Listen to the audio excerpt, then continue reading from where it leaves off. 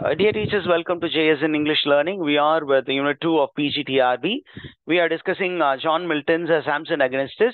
We saw the publication details and the background story. Now we are moving into the actual closet drama or the dramatic poem. இப்போ என்ன சொல்ல வர்றோம் அப்படின்னா ஒரு பெரிய போயத்துக்கு எப்படி இருக்கும் அப்படின்னா ஒரு வேர்ஸ் ட்ராமா இருக்கணும் அப்படின்னு சொன்னா அதுக்கு ஒரு ஆர்கியூமெண்ட் செக்ஷன் ஒன்று இருக்கும். எப்பொழுதுமே பார்த்தீங்கன்னா அந்த argument section is actually prose in nature. அப்போ ஒரு prose description is given in the beginning of this what is a dramatic poem. அப்போ ப்ரோஸில் அந்த ஆர்கியூமெண்ட்ல என்ன சொல்லியிருக்காருன்னா, John Milton tries to tell the audience who is Samson Agonistes and what made Samson Agonistes a prisoner to the Philistines and what is he at present, what is his condition. அந்த விஷயங்கள் எல்லாம் அந்த argument செக்ஷன்ல சொல்லப்பட்டிருக்கிறது. இது ஏற்கனவே நான் வந்து ப்ரீவியஸ் வீடியோல ஸ்டோரி மோட்ல உங்களுக்கு சொல்லிட்டேன். இப்போ என்ன ஆகுது அப்படின்னு கேட்டீங்கன்னா, what is the occasion in which the play begins அப்படின்னா, the Philistines have declared a festival in honor of their deity. What is the deity? It is a dragon. It's a dragon god. And the dragon god venerate பண்ணும் விதமாக they have called for a festival. எதற்காக அந்த festival அப்படின்னு கேட்டீங்கன்னா, they want to thank their deity, that is the dragon god, for having handed over this great warrior of the Israel tribe into their hands. இந்த நேரத்துல மக்கள் எல்லாம் குதூகலமாக இருக்கிற நேரத்துல what is the condition of Samson அப்படின்னா, Samson is completely powerless now and he is made a prisoner in a place called Gaza. காசால அவனை prisoner ஆக்கியிருக்காங்க. and they have also blinded him and they are making fun of him. All the soldiers who pass that side, they look at him, they mock at him and also on the god of Samson. கடவுள் பெரிய இவர்னு சொன்னாங்க, ஆனா என்ன பண்ணிட்டாரு, we have taken this Samson Agonistes into a prison அப்படிங்கிற மாதிரி அவரை ரொம்ப நக்கல் பண்ணாங்க. அப்ப பாத்தீங்கன்னா சாம்சன் என்ன பண்றான் அப்படின்னா, he is lamenting and that is the overriding mood of the play. lamentation, அழுது புலம்பக்கூடிய ஒரு நிலையில இருக்கிறான். எதற்காக அழுகிறான் அப்படின்னா, it is a kind of self pity. தன்னையே நொந்து கொண்டு இருக்கிறான். என்ன மாதிரி ஏன் தன்னையே நொந்துக்கிறான் அப்படின்னு கேட்டீங்கன்னா, he recalls his past life and he feels that God had given him a mission. என்ன mission? To save the people of Israel from the Palestinians. But he did not fulfill that mission. And he did not listen to the voice of God. Instead, he fell prey to the trap of a woman, particularly his loved one, Delilah, who was a Philistine. Okay, அப்ப அந்த விஷயத்தை நினைச்சு அவன் ரொம்ப தன்னையே நொந்து கொண்டு இருக்கிறான். and he feels that the Israelites were defeated not because of somebody else but because of him. He failed to safeguard them. அதனால அவன் ரொம்ப நொந்து போய் உட்கார்ந்து இருக்கிறான். and then he feels very sorry for having lost his eyesight. தன்னை வந்து கண்ணை குருடாக்கி அவனை உட்கார வச்சிருக்காங்க. அதனால இவனுக்கு பயங்கரமான ஃபீலிங்கா இருக்கு. not that he has lost the faculty of sight, but he feels that he has lost the glimpse of God, because almost in all the religions, God is seen as light, and it is through light that you can see things around you. அப்ப he is not able to see God who is light. And he also argues, because he knows his catechism. அவருடைய பைபிள்லாம் அவர் இந்த பழைய காலத்துல அந்த வேத பாடங்கள் எல்லாம் படிச்சிருக்காரு. அப்ப அவருக்கு ஒரு விஷயம் நல்லா தெரியும். என்ன அப்படின்னா, when God created the world, the first thing that was created was light. Let there be light அப்படின்னு கடவுள் லைட் தான் ஃபர்ஸ்ட் உருவாக்குனாரு. Because light was the reflection of God. தன்னுடைய உருவிலும் சாயலிலும் God was light. அதனால இந்த light was denied to him now. So he feels completely distanced from God. கடவுளிடமிருந்து மிகவும் தொலைவில் இருப்பதை போல அவன் உணர்ந்தான். அப்புறம் அவனுடைய ஃபீலிங் வேற என்ன மாதிரி இருந்தது? இது எல்லாமே it is psychological tussle, psychological struggle that was taking place within Samson against us. அப்புறம் அவன் என்ன மாதிரி ஃபீல் பண்ணா அப்படின்னா, he felt like a snake or what to say, he felt like a snake trapped in a cage. அந்த அளவுக்கு அவன் ரொம்ப ஃபீல் பண்றான். அதற்கப்புறம் பாத்தீங்கன்னா it is a very long monologue, and அந்த மோனலாக் முடிய போற நேரத்துல a group of tribesmen, எந்த ட்ரைப்ல இருந்து teachers? From the tribe of Dan. It's a Hebrew tribe. அப்ப Hebrew elders அப்படிதான் நிறைய புக்ஸ்ல கொடுத்திருக்காங்க. It is the Hebrew elders who play the role of chorus. அவங்க என்ன பண்றாங்க? They come and they have a conversation with Samson against this, and they try to instill in him hope. Okay, ஏன்னா அவன hopeless ஸ்டேட்ல இருக்கான். he is in a state of despair, கம்ப்ளீட்டா உடைந்து போய் நொறுங்கி போய் நம்பிக்கை இழந்தவனாக. கடவுள் இன்னமும் இரக்கம் உள்ளவர். இப்ப நினைச்சா கூட, இப்ப இவன் கடவுளை நோக்கி வேண்டினால் கூட கடவுள் அவனுக்கு அந்த பவரை கொடுக்க முடியும் அப்படிங்கிற ஒரு எண்ணம் அவனுக்கு இல்லாமல் நம்ம கடவுளை விட்டு ரொம்ப தொலைவா வந்துட்டோம்.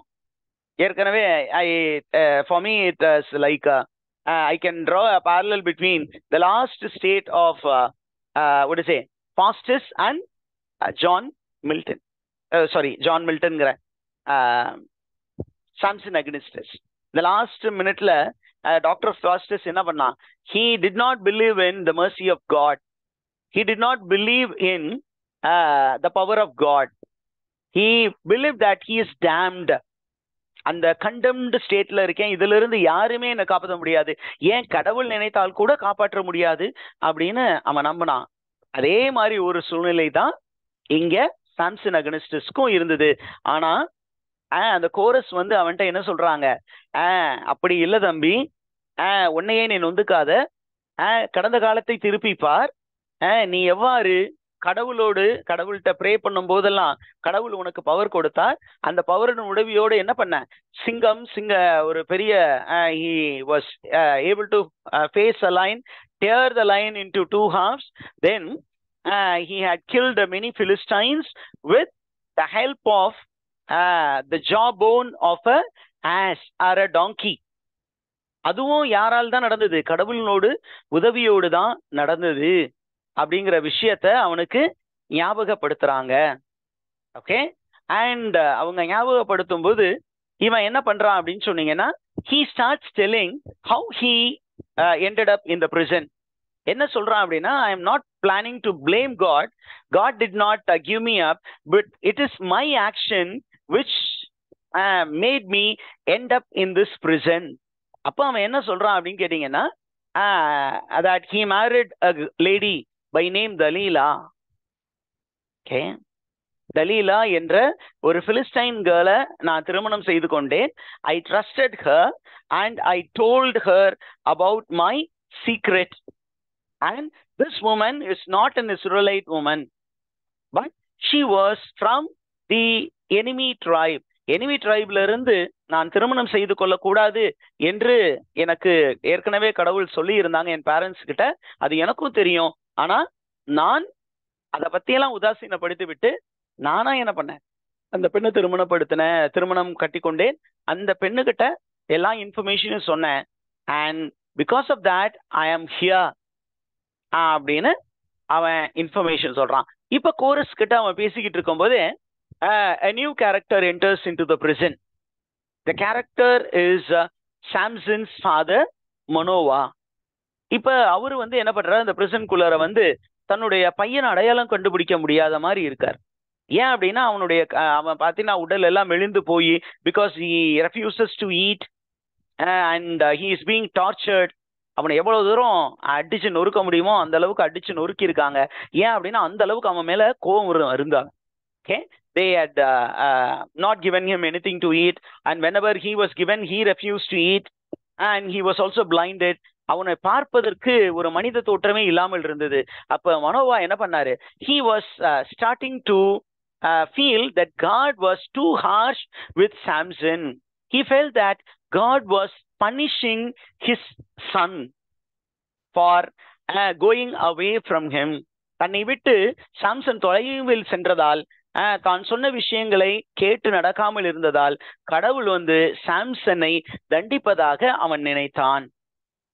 ஓகே, இந்த மாதிரி ஒரு விஷயம் நடந்துகிட்டு இருக்கும் போது என்ன சொல்றான் சாம்சன் வந்து, now he is bit recovered. He says that come on my dear father, don't blame God. If at all you need to blame somebody, blame me and blame my first wife and my second wife. என்னையும் எனது மனைவியர்களையும் தான் நீங்க வந்து நொந்து கொள்ள வேண்டும், அல்லது you need to find fault அப்படின்னு சொல்றான். அண்ட் என்ன சொல்றாரு இவங்க அப்பா, என்ன சொல்றாரு அப்படின்னு சொன்னீங்கன்னா, he tells his father, why should you undergo all this pain? இப்ப ஏறக்குறைய புக் ஆஃப் ஜோப்ல அங்க ஜோபுடைய ரொம்ப க்ளோஸா இருக்கக்கூடிய மனைவி வந்து அந்த ஜோப் வந்து ரொம்ப சஃபரரா இருக்கும்போது அவன் உடம்பு ஃபுல்லா பாயில்ஸா வந்து ஒரு அவுட்காஸ்ட் மாதிரி ஒரு கார்பேஜ் டம் மேல அவன் உட்கார்ந்து இருக்கும் பொழுது அவனுடைய மனைவி வந்து என்ன சொல்றா, எதுக்கு நீ இப்படி கஷ்டப்படணும், better you curse God and die அப்படின்னு சொன்ன மாதிரி இங்க என்ன சொல்றான் அப்படின்னு சொன்னீங்கன்னா, அவருடைய ஃபாதர் வந்து என்ன சொல்றாரு, see the Philistines are having a celebration. They will take you there and they will ask you to worship their gods. Instead of undergoing this pain, better for name's sake worship their gods, and then when you are freed you can take revenge அப்படிங்கிற மாதிரி சொல்றாரு.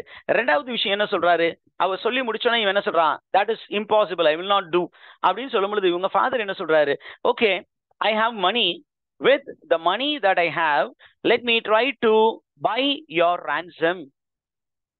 பிணைய பணம் கொடுத்து உன்னை நான் விலைக்கு வாங்க முயற்சிக்கிறேன் அப்படின்னு சொல்லிடுறாரு. இவன் அதுக்கும் தயாராக இல்லை. அதனால அவங்க எப்ப என்ன பண்றாரு, உன்கிட்ட பேசி பிரோஜனம் இல்லை, நான் ட்ரை பண்றேன் அப்படின்னு சொல்லிட்டு அவ கிளம்பி போயிடுறாரு. இப்ப அடுத்த character is going to enter. The next character is a person by name Dalila. Dalila, who is Dalila? Son wife. Wife. The wife of Samson. அவ வந்து என்ன பண்றா, she is trying to justify her actions. என்ன சொல்றா, I am extremely sorry to see you in this condition. I never expected this. இந்த மாதிரி உங்களை கொடுமைப்படுத்துவாங்க நான் எதிர்பார்க்கல. நான் என்ன நினைச்சேன் அப்படின்னா, by helping my countrymen, I thought they will arrest you and they will bring you to Palestine, and they will keep you as a prisoner, and I thought I can go and plead with the king and take you as my prisoner and have you in my land as my slave forever and love you as my husband. For the outer world you are my slave, but for my personal world you will be my husband. அதை நினைச்சுதான் நான் வந்து என்னுடைய மக்களுக்கு help பண்ணேன், but இந்த மாதிரி நடந்து போச்சு அப்படின்னு அவ சொல்றா. ஆனா இவன் என்ன சொல்றான், I will not believe you any more அப்படிங்கிற மாதிரி அவளை திட்டி அனுப்பிடுறான். திட்டி அனுப்பினோன்னு you have the entry of the villain of Samson against us. Who is this villain அப்படின்னு கேட்டீங்கன்னா, there is a well built giant like man. His name is Harpa. Okay, இந்த ஹர்பா வந்து என்ன பண்றான், he comes and he mocks Samson against us. அவனை எவ்வளவு தூரம் வந்து என்ன பண்ண முடியும், மார்க் பண்ண முடியுமோ, எவ்வளவு தூரம் அவனை கிரிட்டிசைஸ் பண்ண முடியுமோ அவ்வளவு தூரம் கிரிட்டிசைஸ் பண்றான். அவனுடைய பிரசன்ட் கண்டிஷனை பார்த்து அவன் என்ன பண்றான், பயங்கரமா அவனை ஃபன் பண்றான். அப்படி ஃபன் பண்ணும்போது என்ன பண்றான், சாம்சன் அகனிஸ்ட் ஃபீல்ஸ் ஹர்ட். உடனே என்ன பண்றான், he is challenging ஹர்பா. if you're ready for a 1-to-1 battle, I am ready to fight you அப்படின்னா அவன் என்ன சொல்றான்? You are already a blind man, you don't have any power, do you think that you can fight me அப்படின்னு அவன் question கேட்டுட்டு அவன் என்ன பண்றான்? அந்த இடத்த விட்டு போறான். And then there is an officer who comes and he is telling that that the tribes elders, they want Samson Agonistes to come and make a public appearance when the people celebrate the feast for their deity. ஆனால் இவன் என்ன பண்றான்? He refuses to go initially, but then he decides to go. அவன் போனதுக்கு அப்புறம் story என்ன நடந்தது அப்படிங்கிறத கோரஸ் தான் சொல்ல போகுது. இப்ப மனோவா என்ன பண்றான்? He is returning on the way. He is on the way to Philistine, அந்த பாலஸ்டைனுக்கு போகணும் அப்படிங்கிற முயற்சிகள் இருக்கும்போது he happened to see the chorus on the opposite direction, and he stops the chorus and he is asking, where are you going? And they say, don't you know what happened in Palestine? And they start narrating the last part of the story of Samson Agonistes. They say that Samson changed his mind. He made a prayer to his God of Israel, asking for one last favor. And the last favor is a momentary strength with which he can pull down the twin pillars which support the massive temple structure. அதுக்குள்ளாரதான் எல்லா மக்களும் இருக்க போறாங்க. அப்ப அந்த மக்கள்ல இவனை நடுவுல கட்டி போட்டு அவனை எவ்வளவு தூரம் கேவலப்படுத்த முடியுமோ கேவலப்படுத்துவாங்க அப்படின்னு அவனுக்கு தெரியும். அதனால அவன் என்ன பண்றான்? He makes a prayer to his God of Israel, and God of Israel granted him his wish, and he knew that he has to sacrifice his life in order to win salvation for himself and for safeguarding his people. அதனால என்ன பண்ணா? He sacrificed his life by pulling down the two pillar and killing all the people of that Palestine tribe. இதை யாருக்கிட்ட சொல்றாங்க? மனோவாவிடம் அந்த மக்கள் சொல்றாங்க.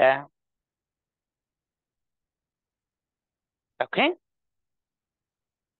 இது சொல்லி முடிக்கும் போது மனோவுடைய ஃபீலிங் என்ன அப்படின்னா, it is a feeling of elation. என்ன elation? One man sacrificing his life for the whole community. அது right அப்படின்றாங்க. But the chorus feels that there may be another option. இது தன்னுடைய லைஃபை மாய்த்து கொள்ள வேண்டும். Instead, he could have found some other option to kill all the Philistines and to deliver the Israelites, and he could have also lived a happy life அப்படிங்கிற மாதிரி அவங்களுடைய feeling இருந்தது. Is it all right, teachers? Yes, sir. Okay. இப்போ நமக்கு ரெண்டு விஷயம் உங்களுக்கு சொல்லணும். என்ன அப்படின்னா, I told that Delilah was his second wife. What is the name of the first wife of Samson? அப்படின்னு கேட்கும்போது you need to know that name. The first wife of Samson is a Philistine woman by name Timnah. Timna. Timnah.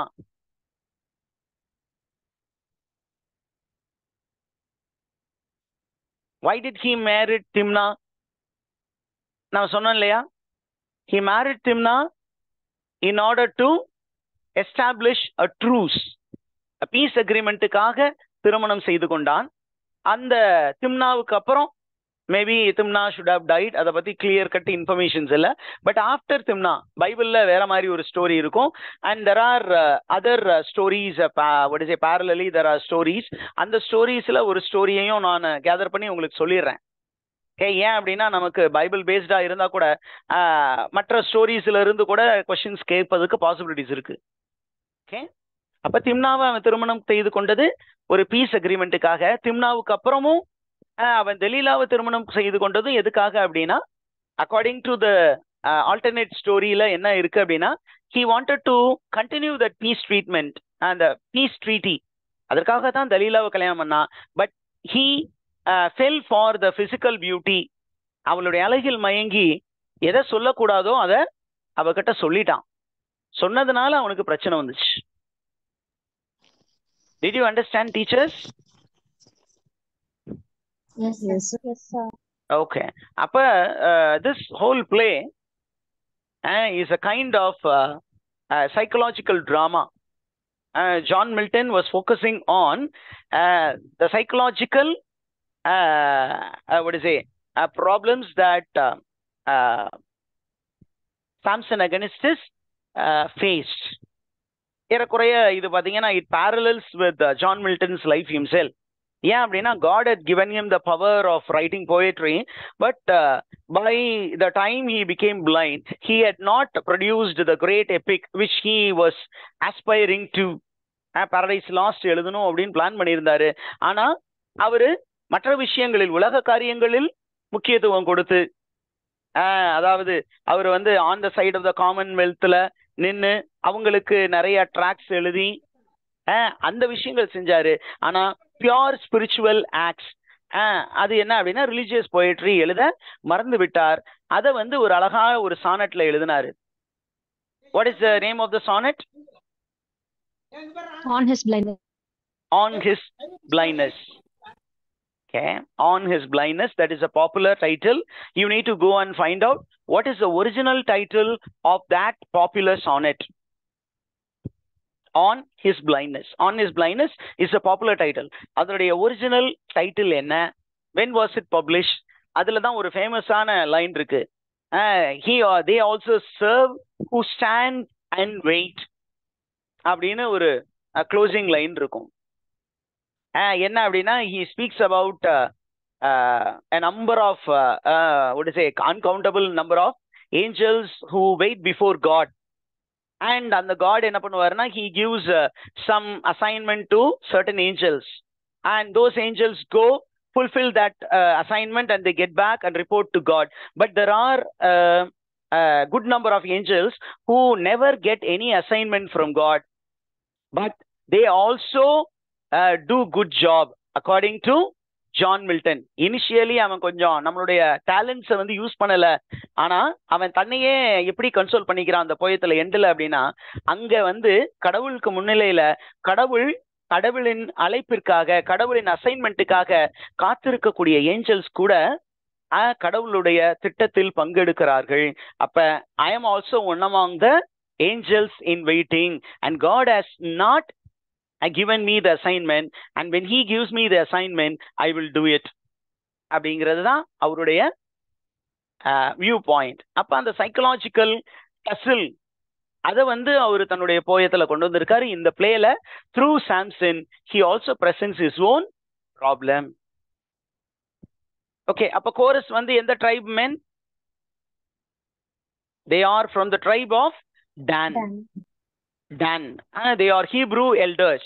அப்படிதான் நிறைய MCQ புக்ஸ்ல கொடுத்துருக்காங்க. Please make a note of it. ஏன் அப்படின்னா net எக்ஸாம்லயும் Hebrew elders தான் ஆன்சரா வந்தது. ஒருவேளை ஹீப்ரூ எல்டர்ஸ் கொடுக்காம ட்ரைப் ஆஃப் டான்னு கொடுத்தாங்கன்னா be happy that I have டாட் யூ திஸ் இன்ஃபர்மேஷன். அப்ப சாம்சனுடைய ஃபர்ஸ்ட் ஒய்ஃப் பேரு Timna, Timna. The second wife is Dalila. The name of the father? What is the name of the father? Manoah. And who is the god of the Philistines? Dragon god. And the dragon god அப்படின்னாவே it is a pagan worship தான். அப்ப அந்த informations இருக்கு. அதுக்கப்புறம் நமக்கு ரொம்ப பெரிய information அப்படின்னு கேட்டீங்கன்னா ஹர்பா. அந்த ஹரப்பா அப்படிங்கிற அந்த ஜெயண்ட் இருக்கார் இல்லையா, அவர் எந்த ஊரை சேர்ந்தவர் அப்படின்னு கொஸ்டின் கேட்கலாம். HARAPHA. Harappa from a place called Gath. GATH. Harappa from Gath. Okay. And the information நமக்கு இருக்கு. Okay. So that is the end of this great work.